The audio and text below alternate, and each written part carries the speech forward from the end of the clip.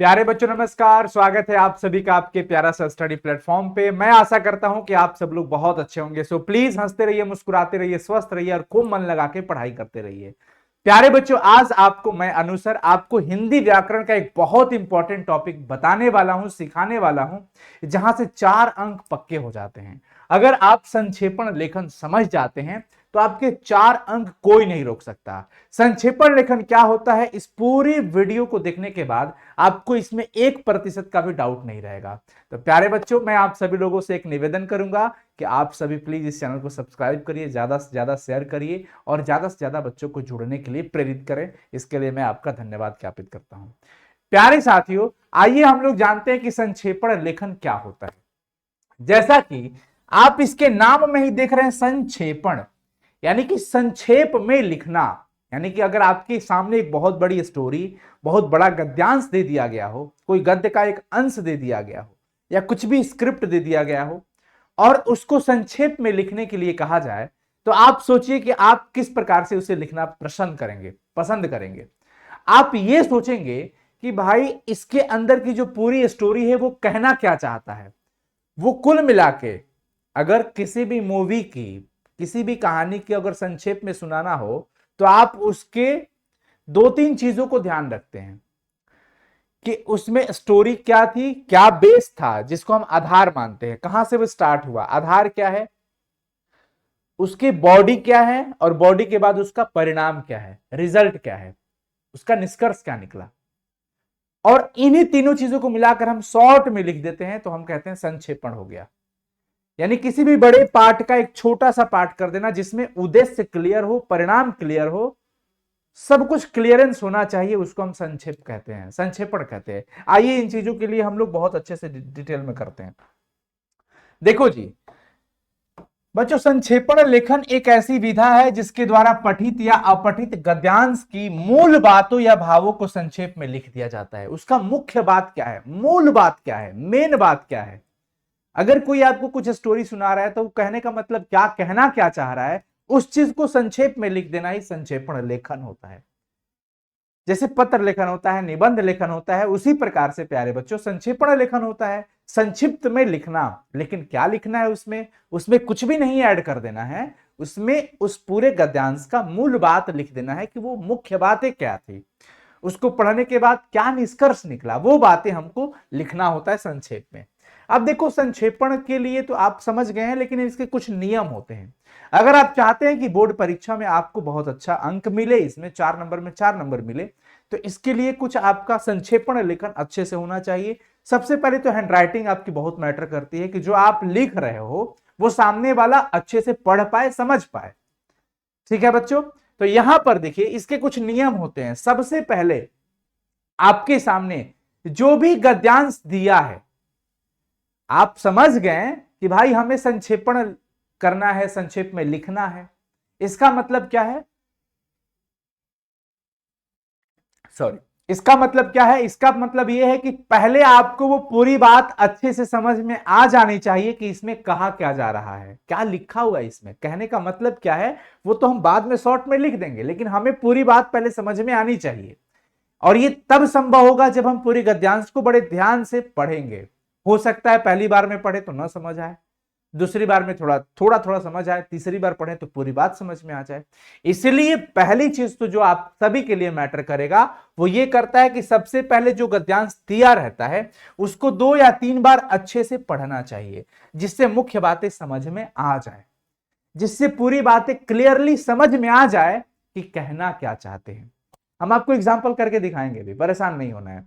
पढ़ते समय गद्यांश के महत्वपूर्ण वाक्य या शब्दों को हाईलाइट जरूर करना चाहिए। देखो आपके सामने क्वेश्चन पेपर में ये चीजें लिखी रहती है, और जब आप एग्जामिनेशन हॉल में जाते हो तो पेंसिल तो लेके जरूर जाते हो, इवन पेन तो आपके पास 100% रहता है। तो उस गद्यांश में जो भी लाइनें हैं उसमें कुछ मुख्य पॉइंट दिख जाए, अरे ये तो मेन बात है, यही मेन है, तो उसको अंडरलाइन कर दो ताकि संक्षेपण लिखते समय आपको वो बात बिल्कुल ध्यान में रहे, आप भूलिएगा नहीं। तो उस पॉइंट को हाईलाइट जरूर करें, आंसर में नहीं, अपने क्वेश्चन पेपर में जो गद्यांश दिया रहता है उसके कुल शब्दों की गिनती कर लेना चाहिए। जो भी आपके सामने गद्यांश है उसमें टोटल कितने शब्द है, कुल शब्दों की संख्या काउंट करना होगा कि टोटल वर्ड्स कितने हैं, कुल कितने संख्याएं हैं शब्दों की, वो आपको बिल्कुल पता होना चाहिए। तो कुल शब्दों की संख्या गिनती कर लेना चाहिए और उसका संक्षेपण लिखते समय गद्यांश के कुल शब्दों का 1/3 शब्द ही लिखना चाहिए। अब जैसे देखिए आपके सामने जो भी गद्यांश दिया रहता है बच्चों, मान लो आपने उसको काउंट किया तो 120 शब्द में दिया हुआ है, लेकिन आपको संक्षेप में लिखना है तो कोई तो एक पैरामीटर होना चाहिए कि भाई कितना शॉर्ट में लिखना है। अब आप सोचोगे ना कि सर आखिर कितना छोटा लिखना है, तो ये कैसे अंदाजा लगाया जाए कि कितना छोटा हमें लिखना है। तो इसका एक पैरामीटर ये है कि टोटल शब्द कितने हैं इसको आप काउंट कर लो कि टोटल नंबर ऑफ वर्ड्स कितना हुआ, कुल शब्दों की संख्या कितनी है, 120 हो गया। अब इसमें हम क्या करेंगे, एक रूल जरूर दिमाग में रखना, इसका 1/3 3 से भाग देने पर कितना आ गया, 40। तो हम जो संक्षेपण लिखेंगे, जो संक्षिप्त में लिखेंगे, वो कम से कम या मैक्सिमम, अधिकतम, न्यूनतम, सब समझिए 40 के आसपास तक आप लिख सकते हैं। अगर 42 शब्द हो जाते हैं तो कोई घबराने की बात नहीं है, 38 शब्द हो जाते हैं, 37 शब्द हो जाते हैं तो भी कोई घबराने की बात नहीं है। यानी आप अधिक से अधिक 40 तक लिख सकते हो, एक आध दो शब्द इधर उधर चलता है, कोई दिक्कत नहीं है, लेकिन इससे ज्यादा बड़ा नहीं। ऐसा नहीं कि 60 शब्दों में आपने लिख दिया, 55 शब्दों में आपने लिख दिया, ये कुछ ज्यादा बड़ा हो जाता है। यही एक क्राइटेरिया है, ये एक नियम है बच्चों। अगर आप चाहते हैं आपका प्रेजेंटेशन इसमें बेहतर हो और अच्छा मार्क्स मिले, तो इसके लिए आपको इन सारी बातों को बहुत ध्यान में रखना पड़ता है कि आप टोटल वर्ड्स गिन लो, टोटल संख्या गिन लो, सॉरी शब्दों की संख्या काउंट कर लो, गिन लो कि कुल शब्द कितना दिया गया है, उससे उसमें 3 से भाग लगा दो। 3 से भाग लगाने के बाद जो भी एक नंबर आता है उस नंबर के आसपास हम संक्षेपण लिखेंगे, जैसे मैं आपको बताऊंगा। उसके बाद संक्षेपण बहुत क्लियर होना चाहिए, आसान शब्दों में होना चाहिए, कोई मुहावरा अलंकार का प्रयोग ना करे तो बेहतर होगा, ना करे तो सरल शब्दों का ही प्रयोग करिए। जो भी बातें हैं आप उसे एकदम सिंपली व्यक्त कर दीजिए लिख करके कि भाई ये चीजें हैं इसके अंदर। बहुत उसके लिए लोकोक्ति, मुहावरा, अलंकार ये सब की कोई जरूरत नहीं है। संक्षेपण में मुहावरे अलंकार का प्रयोग ना करे तो बेहतर है, ये हम कहना चाह रहे हैं। नहीं करना है ये तो नहीं कहेंगे, बट ना करे तो बेहतर है, ये ध्यान रखें। संक्षेपण में मैं की जगह वह का प्रयोग करना चाहिए। जब भी वहां पे मैं दिखता है ना, तो मैं की जगह वह की बात आप करो, क्योंकि आप प्रेजेंट कर रहे हो किसी को, तो मैं वो उस अपने लिए था, लेकिन आप जब लिखते हो ना तो वो वह की बात आ जाएगी। संक्षेपित गद्यांश को कोई सटीक शीर्षक जरूर देना चाहिए। जैसे आपने एक चैप्टर पढ़ा, उसने कहा था, तो उसने कहा था चैप्टर का नाम है, शीर्षक है, टाइटल है ये, लेकिन पूरी कहानी बहुत लंबी थी। पूरी कहानी बहुत लंबी थी, लेकिन इस पूरी कहानी का एक सटीक शीर्षक क्या है, उसने कहा था। तो कई बार शीर्षक बहुत सारी चीजों को बयां कर देता है, टाइटल बहुत अच्छा होना जरूरी होता है। तो एक उचित शीर्षक जरूर दीजिए कि भाई ये क्या लिखा हुआ है। जैसे मान लो कि कोई गद्यांश दिया है, अनुशासन वाला बात उसमें लिखा गया है, तो हमारा टाइटल ही हो जाएगा अनुशासन। छात्रों के जीवन से रिलेटेड कुछ दिया गया है, तो हम छात्र जीवन दे सकते हैं ना शीर्षक, छात्र जीवन। वायु प्रदूषण से रिलेटेड कुछ दी गई है चीजें, तो वायु प्रदूषण शीर्षक दे सकते हैं। अंत में क्या करोगे, मूल गद्यांश एवं संक्षेपित गद्यांश की शब्द संख्या को भी दर्शाएं। मतलब कि आपने जो काउंट किया था कुल शब्दों की संख्या भी लिखो, और बगल में आपने जो संक्षेपण कर लिया, आपने इतने के आसपास में संक्षेपण किया है, लेकिन एग्जैक्ट कितना वर्ड हुआ है ये आपको लिखना है। अब आइए हम लोग चीजों को देखते हैं कैसे लिखा जाता है। देखो हमारे सामने एक एग्जांपल है, हमारे सामने एक गद्यांश दिया गया है, और इस गद्यांश को हम पहले पढ़ते हैं, बहुत ध्यान से पढ़ेंगे, आप भी हमारे साथ पढ़िए। वर्तमान युग में जिस भीषणता के साथ जीवन संघर्ष चल रहा है, उसमें वह व्यक्ति कभी भी विजयी नहीं हो सकता। कौन व्यक्ति भाई? जो चुपचाप बैठकर अति दीर्घ काल तक सोचता विचारता रहेगा। वो व्यक्ति विजयी नहीं हो सकता जो चुपचाप बैठकर लंबे समय तक केवल सोच विचार कर रहा है। वास्तविक बात है, सही बात है कि कुछ करना पड़ेगा, सिर्फ सोचने से चीजें नहीं हो पाती हैं। यहां तो वही टिक सकता है जिसमें काफी स्फूर्ति है, जो दूसरों को ढकेल कर आगे बढ़ सकता है, नहीं तो जो उसमें ताकतवर है उसे किनारे ढकेल देगा और स्वयं आगे बढ़ जाएगा। अगर तुम इस जीवन में कुछ करना चाहते हो, अगर तुम्हें अपना जीवन सफल बनाना है तो तुम्हें प्रति उत्पन्न मति होना चाहिए, अपने निर्णय पर दृढ़ रहना चाहिए और उस पर जमकर काम करना चाहिए। जिस व्यक्ति में ये गुण पाए जाते हैं उसमें अन्य गुणों का समावेश भी रहता है। आपने क्या देखा इसके अंदर कि आज की जो परिस्थिति है उस परिस्थिति में हमें अगर अपने जीवन के लक्ष्यों को प्राप्त करना है तो हमें खूब मेहनत करना पड़ेगा। हम अगर अति ऊर्जावान नहीं रहेंगे, मेहनती नहीं होंगे, मेहनत करेंगे नहीं, सिर्फ सोचते रहेंगे तो कुछ नहीं होने वाला है।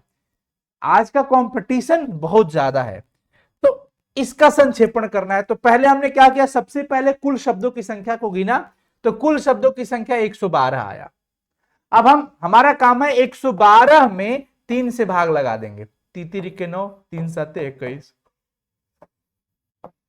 37 के आसपास हमारा एक नंबर मिल गया कि भाई इसके आसपास आपको लिखना है। तो हमने सबसे पहले एक उचित शीर्षक ढूंढ लिया, सफलता का रहस्य, कि अभी के समय में वही सफल हो सकता है जो अपने जीवन में कुछ कर रहा हो, मेहनत कर रहा हो। तो भैया आज के संघर्षमय जीवन में वही टिक सकता है जो लंबे समय तक सोच विचार नहीं करता। देखो संक्षेप में लिख दिया, उस लंबी लाइन को शॉर्ट में लिख दिया कि आज के इस संघर्षमय जीवन में वही व्यक्ति टिक सकता है जो सिर्फ सोच विचार नहीं करता लंबे समय तक। जीवन में अगर सफलता के लिए व्यक्ति में काफी स्फूर्ति, दूसरों को पीछे छोड़ आगे बढ़ने की क्षमता होनी चाहिए और निर्णय लेने की क्षमता होनी चाहिए। उन सारी बातों को इतना शॉर्ट में चिपका दिया गया। अब अंत में आपने मूल शब्द संख्या लिखना है। मूल का मतलब ओरिजिनल, टोटल कितना था, ये टोटल कितना था, इसको काउंट करने के बाद 112 मिला तो 112, और आपने संक्षेपित कर लिया तो इस वाले को टोटल काउंट कर लोगे तो 40 आएगा। लिखना था आपको कितना के आसपास, 37, तो 37 से 40 में लिखा। 2-3 शब्द इधर उधर चल सकता है, कोई दिक्कत नहीं है। तो मैं समझता हूं कि आपको बड़ा अच्छा से समझ में आया होगा। अब ये और ज्यादा क्लियर तब होता है जब आप ज्यादा से ज्यादा एग्जाम्पल को टच करते हैं। ये एक कला होती है बच्चों, जो शब्दों को सीखने से और लिखने से आता है। ऐसे इसका कोई ट्रिक नहीं होता है। ट्रिक यही है, तरीका आपको पता हो और प्रेजेंट आपको करना है। दूसरा एग्जाम्पल, हमारा चरित्र ऐसा होना चाहिए कि जो दूसरे के लिए प्रेरणा का अजत स्रोत हो। चरित्र ही वह सीढ़ी है जिस पर चढ़कर कोई भी व्यक्ति सच्चरित्र बन सकता है। कैरेक्टर के बारे में लिखा गया है। छात्रों के लिए तो इसका महत्व और भी विशेष बढ़ जाता है। बिल्कुल, स्टूडेंट के लिए या किसी भी व्यक्ति के लिए भाई चरित्र जीवन में बहुत मैटर करता है, क्योंकि आज के ही बच्चे कल देश के कर्णधार बनेंगे और देश की भावी बागडोर संभालेंगे। अतः यह आवश्यक है कि हम बच्चों के चरित्र पर नजर रखना शुरू कर दें। अच्छे चरित्र वाले बन जाने से उनमें कई अच्छे अच्छे गुण समाविष्ट हो जाएंगे। ऐसे बच्चे सर्वत्र प्रशंसा पाते हैं तथा दूसरों के लिए भी प्रेरक सिद्ध होते हैं। सही बात है भाई। अब सबसे पहला काम, टोटल शब्द काउंट कर लो। 1 2 3 4 5 6 ऐसे करके टोटल शब्द आपने काउंट किया तो कुल शब्द कितना मिल गया आपको, 101 आया। 101 में हम 3 से भाग लगा देते हैं। 3 के 9, 3 के 9, 3 7, मतलब इतना के आसपास में हम जाएंगे। 33 34 लगभग आप मान सकते हो। तो हमने रख दिया चरित्र का महत्व क्या है, शीर्षक। आप और भी कुछ रख सकते हो, जरूर नहीं कि सबका शीर्षक एक ही हो। आप चरित्र से रिलेटेड और भी कुछ दे सकते हैं। छात्र जीवन में चरित्र का महत्व, ऐसा भी दे सकते हैं।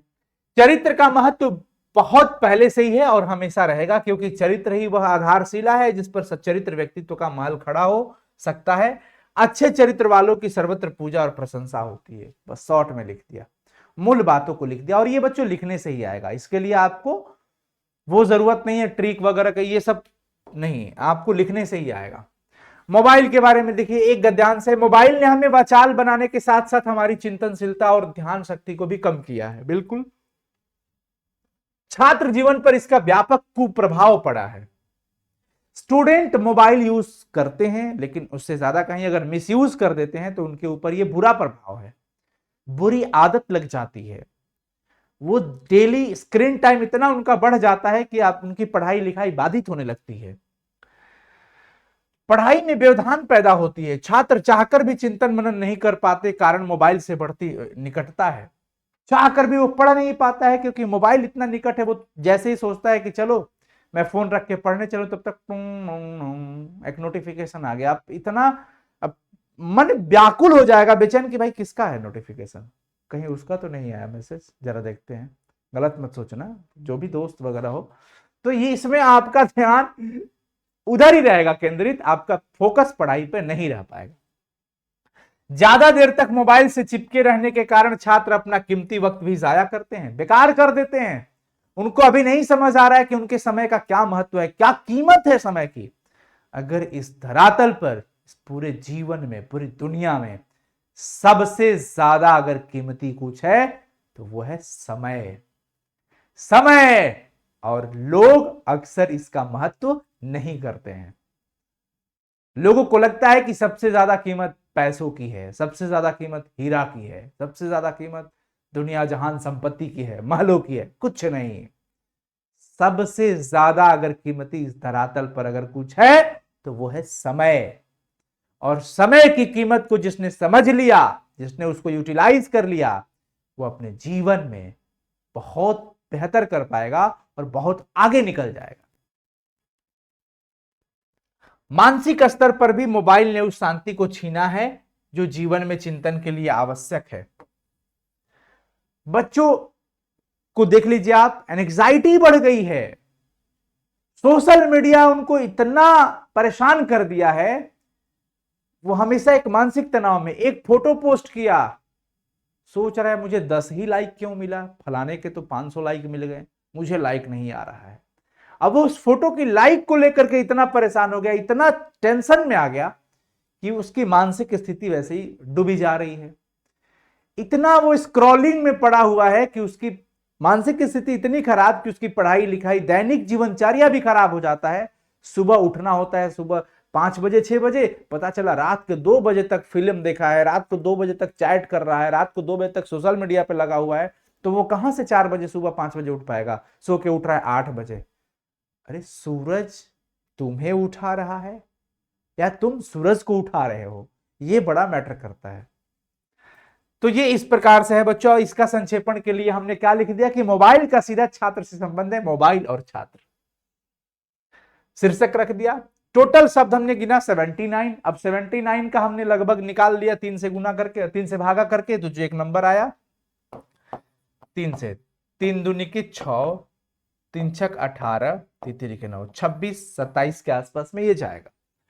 मोबाइल ने मनुष्य की चिंतन शक्ति और ध्यान शक्ति को बिल्कुल कम कर दिया है। छात्रों की वक्त बर्बादी के साथ साथ यह शांति और चिंतन का दुश्मन हो गया। बात खत्म। जरूरी नहीं है कि सबके संक्षेपित शब्द एक हो, सब अपने अपने शब्दों में बयां कर सकते हैं, लिख सकते हैं। इसमें कोई आपत्ति नहीं है, कोई दिक्कत नहीं है, और आपको टेंशन लेने की इस पर जरूरत नहीं है। आप ये पूरा एक पैटर्न है संक्षेपण का। एक उचित शीर्षक, शीर्षक का नाम दीजिए, फिर नीचे संक्षेपण कर दीजिए, फिर मूल शब्दों की संख्या टोटल कितनी होगी? 79। आपने जो ये लिखा है ये कुल कितने शब्दों में है? 25, यानी कि 25।